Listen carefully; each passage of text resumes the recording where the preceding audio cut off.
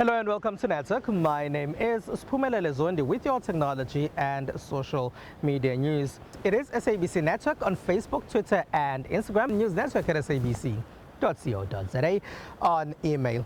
This week, our Twitter poll is asking you if you are happy with Vodacom's slashing of data prices. Results of that are coming up later in the program. But first, here's what's coming up tonight. It is International Women's Month, so we have details about some women in technology. We have information on taxi hailing services. And our discussion takes us to Innovation Festival Durban, where we had a sit-down conversation with the first doctor in the world to do a middle ear transplant. He used a 3D printed bone to do this, and he is South African. It is International Women's Month, and the day was actually celebrated a week ago. We are celebrating women in technology, and here's producer Sandile Hlangani. In honor of International Women's Day, Google SA pledged to train 20,000 women in Africa. In 2017, we had made a pledge to train 10 million Africans by 2022. And last year, just 2 years after we had made that pledge, we had reported that we had trained over 5 million Africans. So we are well on our way to meeting our goal. But it's not just about impact. It's not just about numbers trained. Impact matters too. And so we were quite pleased to look at our stats and our results and realize that 25% of the people that had actually taken the training had grown in their career or their jobs, and 60% have started a new business.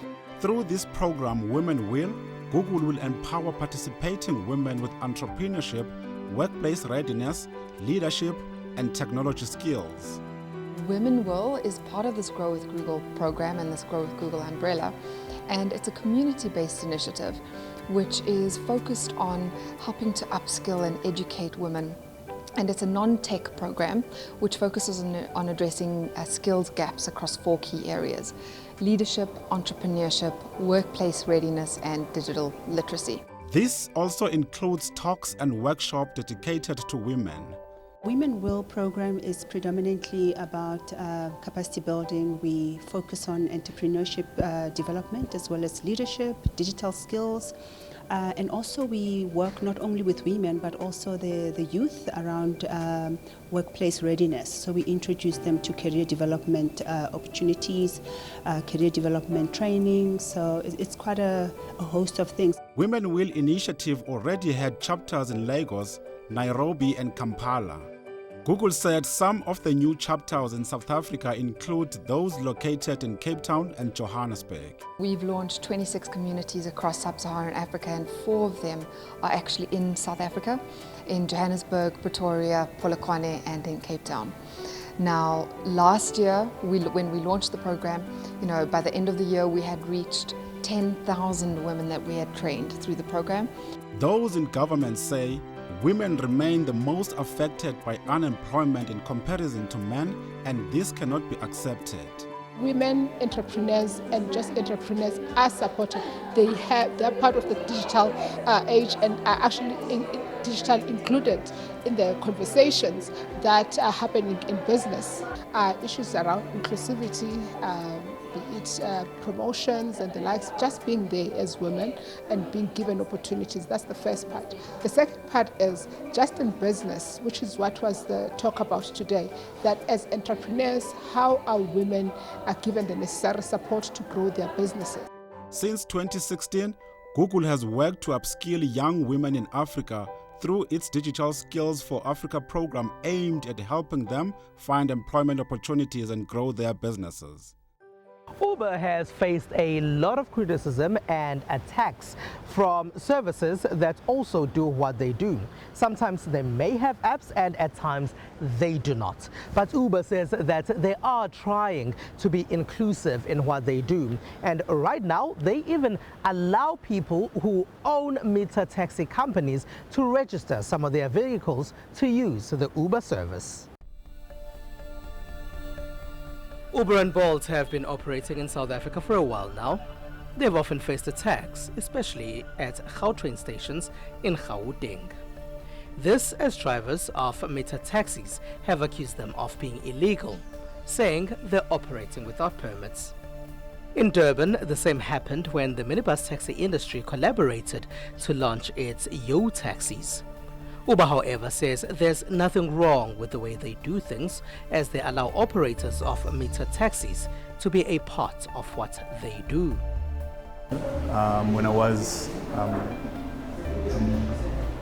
put in the position as country manager, one of, I guess, my key KPIs was to actually engage with the meter taxi industry. And I can actually say we're actually gaining traction and gaining ground in that respect, especially when you speak to in Pretoria, where we are trying to engage with the local meter taxi industries and actually making them aware that we actually aren't in competition, right?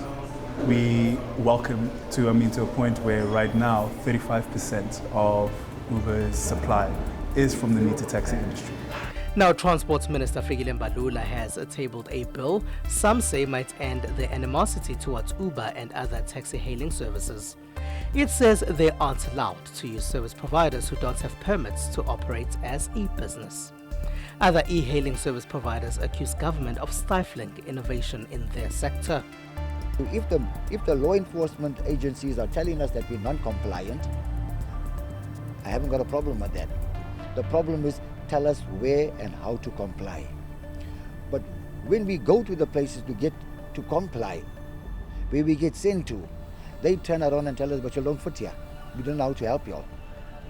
So we are saying between the two agencies, the one that issues out the route permit, the one that enforces the law to see that you have the route permit, between the two of them, they're not talking to one another. Somewhere along the line, something is lost between the two of them. Because metered taxi operators have permits to only operate in limited regions, they can't go wherever they like in the way that Uber and other e-hailing service providers have in the past. Uber feels all concerned need to be able to deal with new innovations in this sector, as they've repeatedly said they welcome collaboration. Apart from Uber, there are e-hailing taxi services that have emerged. In Durban, there's Taxi Life Africa, for example. We want to cover all parts of South Africa because we strongly believe that these areas, they also need this type of service.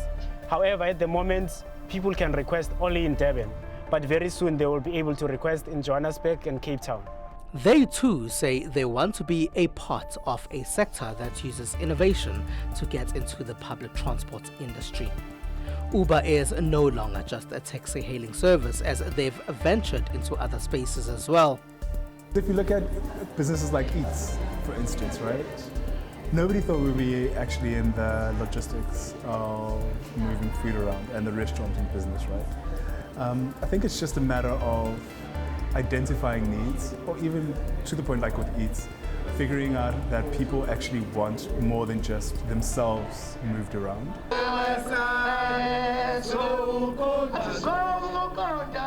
Balula says when the e-hailing service bill was formulated, all concerned were consulted.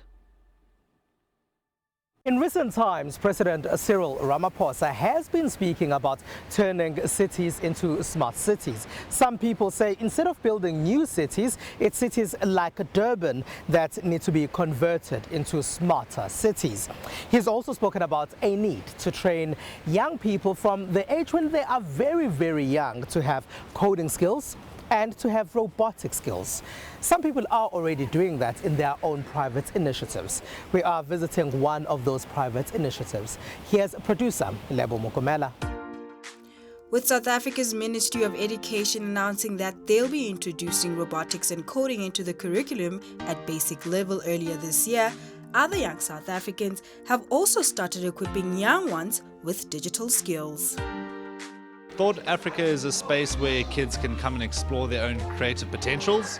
They engage in sustainable living and technology-related activities, and essentially we're trying to give them the opportunity to think for themselves, so they're thinkers that play. Workshops such as this one play a pivotal role in preparing young creative minds, which will be custodians of the fourth industrial revolution. Education in Africa is probably one of the major things we need to be able to allow for kids in Africa to get access and exposure to the tech. So I believe we've got all the creativity and the willingness to go about solving problems and creating businesses and awesome solutions, but that access to the different tech that allows them to create cool things, so like the 3D printers or the robots or some of the modern farming techniques we use is what we're trying to provide. Some of the learners that we spoke to said they were excited about the robotics and coding workshops as they will better equip them for jobs of the future. It's going to help me be an astronaut. I need high level of intelligence and code, so I understand what's going on. Well, what we first did was the virtual DJ on the robots. What you would do for that is you would take a coding strip and put it on the robot so the robot makes a sound. We're going to be using more of technology in the future, so robotics is part of technology, so I think it helps the youth. So I think it helps if we start doing robotics now, it's going to, by the time we get older, it's going to be much easier and we can create more stuff to help, to benefit us as human beings. I want to be a lawyer, so I need to learn how to read a lot, and this is quite entertaining because I read a lot, and it also helps me in math because it has a setting for math, so that's also good, and variables, ifs, and anything else like that. Parents too feel that this Thought Africa program will give their children knowledge and opportunities they were never exposed to. I never grew up knowing how to code, or really, I'm not really a techno person.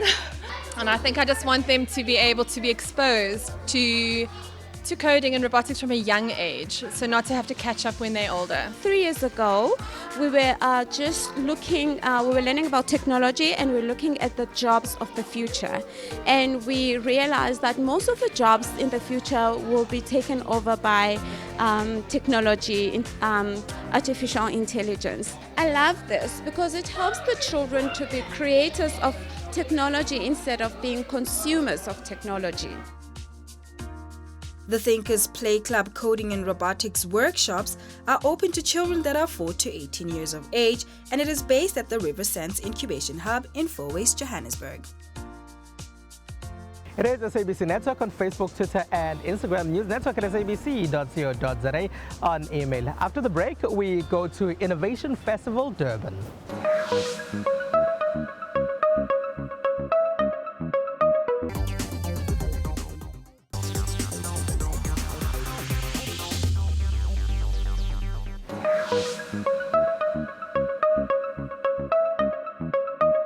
It was also at Innovation Festival Durban that I met up with Professor Mashudu Tshifularo. He is the first person in the world to do a middle ear transplant. He used a 3D printed bone to do this.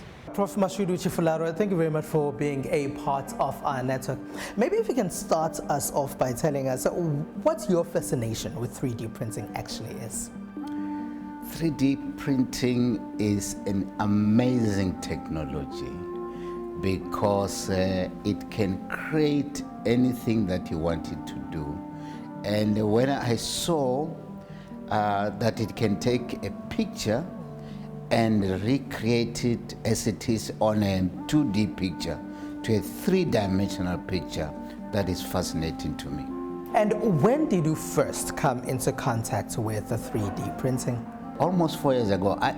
Firstly, I bought my own mini 3D printer at home, and I wanted to do my own prototype when I could not get anybody helping me.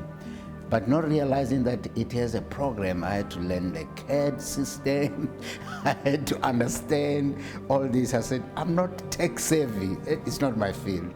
Luckily then I met the guys who were in that space. Was that first meeting about new medical innovations? What happened was, when I was going everywhere trying to get my prototype, I realized that people are not helping me, they don't understand. Then I said, but what about 3D technology? If you can do toys, you can do cars, you can do spoon, you can do cakes, why can't I try to recreate the whole middle ear with this 3-dimensional technology? So when I went to them, I was just like, guys, I had it drawn. I said, this is what I want to do. Can you tell us about the 10 years that led to that particular day when you were doing the operation? You were doing your research for these 10 years. After finishing my master's and my fellowship as an ENT specialist. Then I went into PhD in a conductive hearing loss, where these bones are damaged, are not functioning. So after finishing that from 2007 to 2008, then I realized that now whatever we're using to reconstruct this bone is, to me, I call it unintelligent. I call it barbaric. I fought with some people. I said, maybe that was the only knowledge we had. I said, but why can't we recreate the whole thing as it is in the human being? Then the only thing that could do that, in my understanding then as early as 2008, 2010, was a 3D technology. And then in I think it was around 3 years ago, 2014, 2015, that's when I bumped, because every time I used to go to do, search on the internet, what is happening, medical, what is happening? Then all of a sudden I saw medical prosthesis, innovation, 3D technology, South Africa. I said, oh, these are the people that I'm looking for. And I could pick up the phone and talk to the guy. They said, no, come, we'll see. And the guys were very, very, very poor. They were not fully in the medical field, but the more I talked, they were willing to say, let's learn, let's move, let's learn, let's move. And the day of the operation, what was going on that day? That was the day that I planned October 2018, because around September, October, with all this prototype trying, I successfully implanted it in the lab. Then I said, this is beautiful. I must get a proper time to do this operation. Then I said, okay, next year, March, because that was the time when my mother died and we buried her. So I said, in remembering my mom 5 years ago, and I'll do it around this time. But that morning, the night before, I took around 2 hours practicing. In the morning, I was in my hospital with carte blanche as early as 7:30 in the morning. And everybody was ready. And I said, guys, why? What do you mean? They said, no, this is important. But even then myself, I didn't realize that it was important. Does the foreign object then not disturb the organs in the body? Depending which material is that. Because like the human implant medical with titanium, it sits well in the body. So that's why I said, let me use the material that is tried and tested, so that I'm not coming with new material. I'm using the material that is already existed for hip replacement, for heart, for ribs and all other broken bone. Then let me try it in the middle here. So you actually use tech to do something that had not been done before in the medical field? Yes, it has not been done in the middle ear at all. And I did not realize, only when I finished and people start to talk, I said, oh, okay, this is a groundbreaking operation. Yes, I got all the congratulations from all over, but money is something else. Not yet. I'm sure it's still coming. 10 years I waited, so I won't stop waiting. Maybe it will come. Not waiting, actually, I'm still, knocking at the doors. Maybe I haven't knocked at the right door. How does the lack of funding disturb what you do?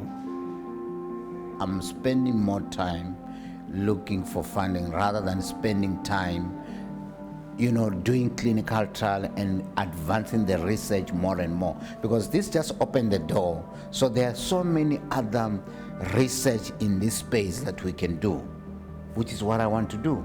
So if I can get money and not bother about that, I have a lot of things that I want to continue to research in the same field. How big of a deal is an operation like this? Every population has 8 to 10% of their population with some form of hearing loss, which almost 70% of them is treatable. And being a conductive hearing loss, which is mainly caused by infection, because this infection is trauma, or you are born with this broken bone. We sit in the developing world where there's so much infection of the ears, where discharging ears sometimes is taken as normal. But those infections which are affecting your ear, they are damaging your bone, they are damaging your nerve. So it's a big need. This is groundbreaking. What do you think the problem is? Why aren't you getting funding? I think maybe people don't see the innovative space and what it means. Because one lady once asked me, a white lady, she said to me, if you are the first in the world, what does it mean? I said, it means that all those in the whole world in my field, they don't think like me. If we put in the layman's word, I'll say I'm more intelligent than them, or I've thought more advances than them. So it's not on the color of the skin, it's on how intelligent you are and what you're thinking. So, and when you come out with this as new, people are still waiting and asking themselves.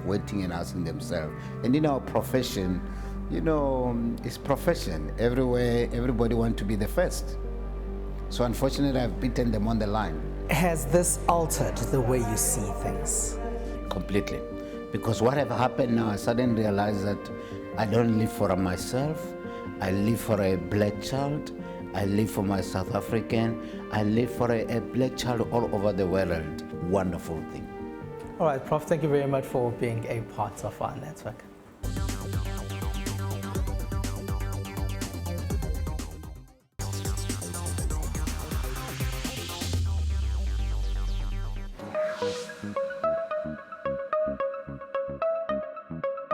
It is SABC Network on Facebook, Twitter, and Instagram. Welcome back. Here's what else took place in the rest of the world in the technology space.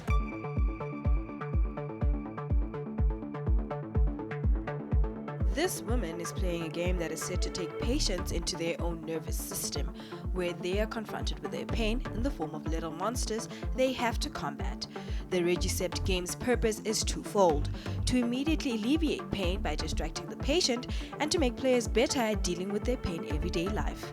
And one of the things we saw with chronic pain is that it's often treated really medical. So people get prescriptions, they get medication, often they get surgery, and in a lot of cases it doesn't help, or it doesn't help enough, or it might help. So in the case of medication, if you take enough painkillers or morphine, it will decrease your pain, but it comes at such a high cost that I really noticed this medicalized model of treating chronic pain isn't working for a lot of people. Zantema spent several years working in a hospital trying to help patients cope with chronic pain, but he found there were hardly any treatments focused on the psychological part of pain, even though it is the brain which translates signs from nervous systems into an experience of pain. And now in China. A Chinese company says it's developed technology to identify people even while they are wearing surgical masks amid the coronavirus outbreak. The spread of the virus has posed a problem for China, which employs some of the world's most sophisticated systems of electronic surveillance, including facial recognition. In the current climate of China, facing a mass return to work and return to production, people have to wear masks at the workplace, on public transport, and in other public areas. In the past, we had to take off our masks to use facial recognition to go through entrances, arrive at work, and to go through customs or other channels. But in the current situation, taking off masks increases the risk of cross-infection. Huang claims it can identify everyone in a crowd of up to 30 people within a second, but he did note that the system struggles to identify people wearing both a mask and sunglasses. And now in England. A new Mayflower ship will set sail in September 2020 to mark the 400th anniversary of the original Mayflower voyage in 1620, but this time with a 21st century twist. IBM and marine research organization Promare have created the Mayflower autonomous ship, which will use an elk captain to self-navigate across the Atlantic from Plymouth, UK to Plymouth, Massachusetts, with no human on board. In doing so, it will likely become the first full-size, fully autonomous vessel to cross the Atlantic.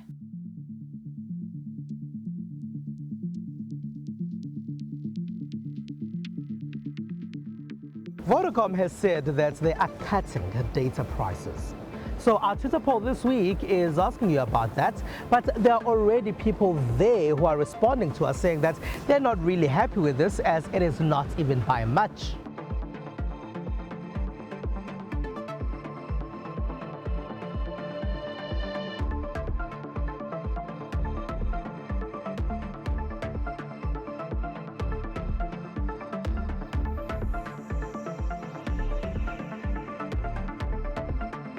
It is SABC Network on Facebook, Twitter, and Instagram. News Network at sabc.co.za on email. Find us or write to us. And that's it. That's all we have for you.